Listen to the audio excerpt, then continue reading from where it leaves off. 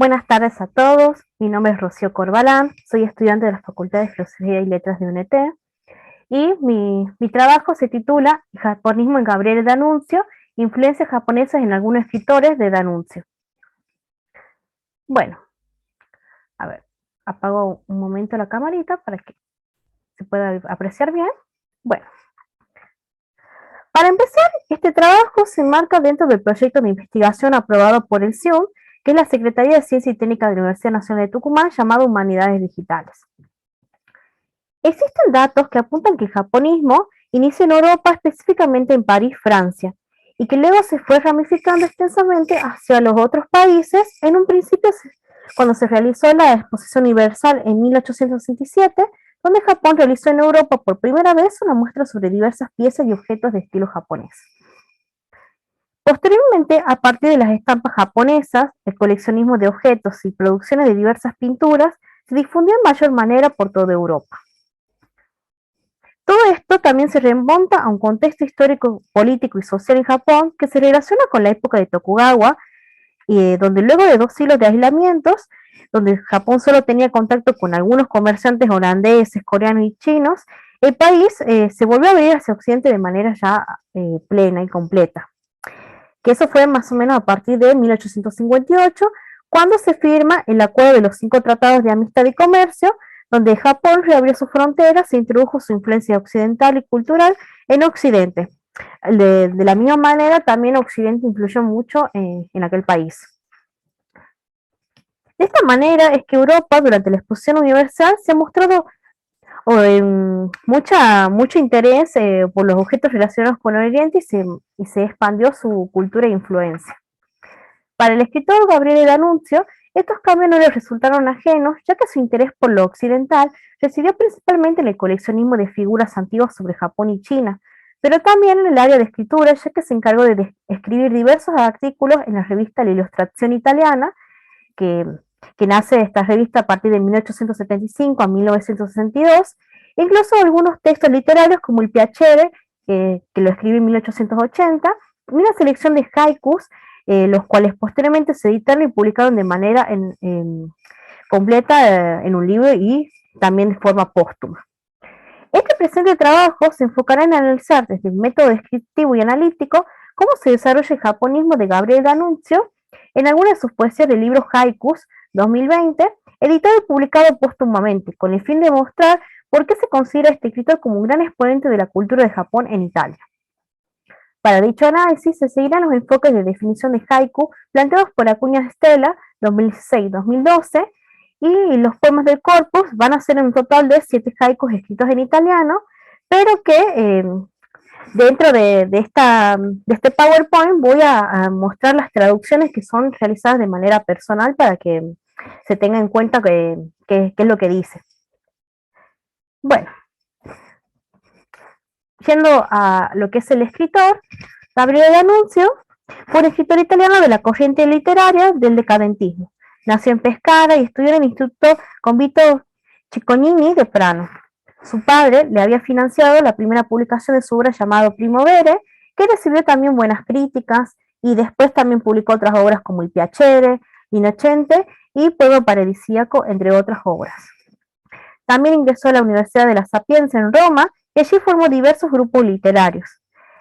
Otra cosa es que por diversos problemas económicos que tenía este escritor, entre 1884 y 1888, trabajó como redactor en el diario romano La Tribuna.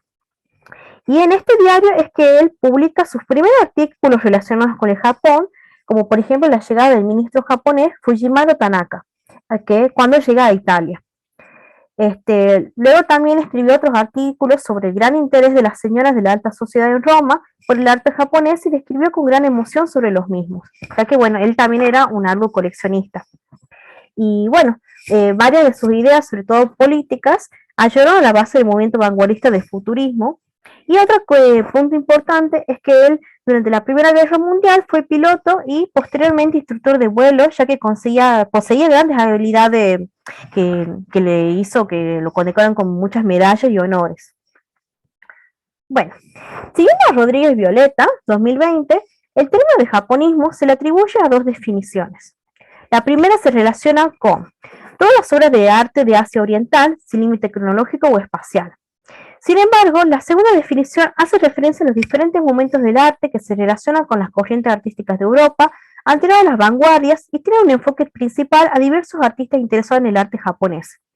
Un artista particular que yo puedo mencionar es que dentro de este grupo está Vincent Van Gogh, que realizó varias pinturas inspiradas en el arte japonés, como se aprecia en el Power, que son La Cortesana en 1887, y después también Puente bajo la lluvia en el mismo año, que hace referencia a las lluvias repentinas sobre el puente Ohashi en Ataque de 1857 de Utagawa Hiroshige. Bueno, también su origen etimológico del japonismo, como plantea Rodríguez Violeta, es bastante incierto, ya que se le brindan a muchas personas como al poeta francés Baudelaire, al crítico de arte Philippe Bourti o al escritor Émile Zola, sobre todo para referirse al estilo de moda con influencias japonesas. Y como ya se había mencionado, la influencia de D'Annunzio por los japoneses proviene de su gusto por coleccionar figuras orientales, como también por haber tenido la oportunidad de escribir diversos artículos, ya sea en el diario La Tribuna o sobre todo también en la Ilustración italiana. Otro punto a destacar es que este escritor italiano fue muy amigo del japonés Harukishi Shimoi, que fue un escritor también, que viajó hasta Italia para estudiar sobre Dante Alighieri y compartieron varias correspondencias. Y también, según Areguas María, 2009, sus aportes dentro de esta revista, también como escritor literario, fueron importantes para poder considerarlo como uno de los más grandes expositores de japonismo en Italia, ya que el escritor poseía gran interés por las costumbres y tradiciones de Japón. Para poder realizar dicho análisis de sus poemas, es importante definir también lo que es el haiku. Y bueno, un haiku es una poesía de estilo japonés muy breve, y según Acuña Estela, define su estructura de la siguiente manera. El haiku posee 17 sílabas, dispuestas del siguiente modo: 5 sílabas en el primer verso, 7 sílabas en el segundo y 5 sílabas en el tercero. Es una estrofa de 3 versos con absoluta independencia de cualquier otra. Por otro lado, en una investigación posterior, en el 2012, la investigadora amplía el concepto plasmando el contenido de estos haikus. Cito: este poema japonés es tan breve por sus 17 sílabas, pero de tanto contenido por la captación del instante, momento de vida que queda plasmado en él y en quien lo escribe. Esto quiere decir que con solo versos muy cortos se pueden expresar imágenes y momentos precisos, ya sea de la vida de los poetas o de lo que quieran expresar. Por otro lado, desde los haikus tradicionales hasta los más contemporáneos, suelen tener una palabra que marca la temática del poema llamado kigo. Bueno, comenzando con el análisis del corpus, yo decidí elegir 7 haikus de este escritor italiano y que se desconocen la época en la que fueron escritos, pero que han sido publicados dentro del libro compilado por el editor Nazareno Luigi Toradello en el 2020. Tiene una edición anterior en el 2018 y luego se reedita en el 2020, y que este hombre realizó la compilación de una manera póstuma a la muerte del autor. Por otro lado, en análisis de estos poemas, se va a dar siguiendo la línea estructural de lo que compone un haiku definido por Acuña Estela, y para determinar la presencia de la influencia japonesa dentro de estos escritos, teniendo en cuenta no solo el contexto de producción de anuncios, sino también la de sus propios intereses personales. También una última aclaración es que los poemas van a ser analizados desde el italiano, que es el idioma original del escritor, porque por otro lado no existen traducciones de este libro en español, pero que yo decidí realizar una traducción personal que está incluido dentro de la presentación para que se pueda observar en español qué es lo que dice. Bueno, comenzando con el primer haiku, dice así: Luna diáfana come ostia cime lievi nubi. Durante su vida, perdón, la luna es el kigo o el tema principal de esta poesía. La imagen es la de un cielo nocturno con algunas nubes, pero con la luna en su esplendor y descrito de una manera breve y hermosa. Su estructura de versos conforma la de los versos 5-7-5 y se compara al astro como una hostia de bordes suaves. El siguiente. Io sotto il vento cavalco tra nuvoli di foglie morte El yo poético de este poema menciona como temática principal una imagen de una estación. Se puede inferir que se encuentra en la de otoño por la referencia a las nubes de hojas muertas por la que cabalga y el viento que corre en ese momento. El siguiente. Ora el infierno del mio occhio bendato que lo contiene. El infierno está plasmado dentro del ojo del yo poético, pero que también atribuye una percepción muy personal de la vida del escritor italiano. Porque durante su vida, Gabriele D'Annunzio fue piloto de guerra, que es lo que yo había mencionado al principio, y que él en ese labor él perdió un ojo en un accidente aéreo. Por lo tanto, el escritor él vio la guerra y en ese ojo, como se menciona en el poema, se observa que lleva inserto el infierno y todo lo malo que conlleva. En cuanto a la estructura de versos, también es la misma que en un haiku. El siguiente. Muore l'estate, l'umido autunno fascia, ormai le mura. En este poema, la imagen de las estaciones, el verano y el otoño, son lo principal. El otoño, de una manera personificada, envuelve el lugar que menciona el yo poético mientras el verano se aleja.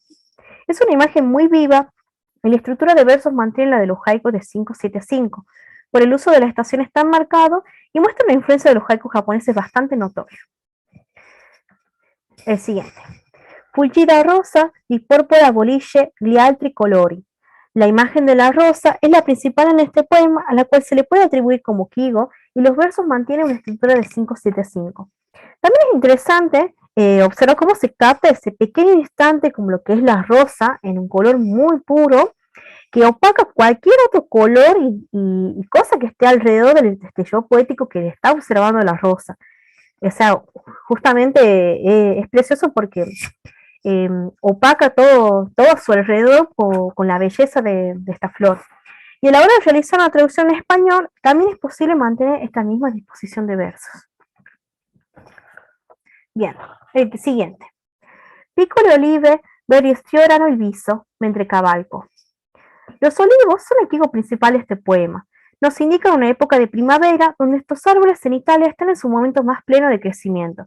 El color verde, en referencia a los olivos, es tan grande que la vista del yo poético solo puede enfocarse en ello mientras que cabalga. Y el último dice así. 1885 fuori, da Porta Pia. Este poema refiere a un lugar específico de Italia llamado Porta Pia que se encuentra en Roma. El yo poético menciona un momento de su vida en el cual ha visitado ese lugar y el año, lo cual puede indicar un instante que le traiga algún recuerdo importante. Aparte que este lugar ha sido en parte diseñado y construido por Miguel Ángelo, así que también es muy importante este lugar en Italia. Y bueno, a modo de conclusión, Gabriele D'Annunzio posee una notable influencia japonesa en su escritura, y esto fue debido al contexto de difusión de la cultura oriental en Europa, sobre todo en Italia por los artículos de revistas, las colecciones de figuras y la aparición de otros escritores cercanos a él como Harukichi Shimon. En los poemas de este libro se observa un cuidado en la estructura de la formación de versos para que sean las mismas que un haiku japonés. También a la hora de realizar una traducción en español es posible conservar en su mayoría la esencia y la estructura de estos poemas. Por otro lado, además de su formación, se encuentran también palabras precisas que marcan la temática del poema definido como Kigo. Y a modo de conclusión, es considerable a este escritor como uno de los mayores exponentes del japonismo en Italia, teniendo en cuenta su labor de difusión en la revista La Ilustración Italiana, pero también como escritor literario, ya que realizó varias poesías inspiradas en los haikus japoneses y una novela. Debido a la extensión de este trabajo, van a quedar varias líneas de investigación para otros futuros trabajos de investigación que puedan permitir ampliar este tema. Y son importantes y esenciales estos trabajos para realizar una mayor difusión de estudios sobre la literatura japonesa e italiana en el idioma español. Muchas gracias.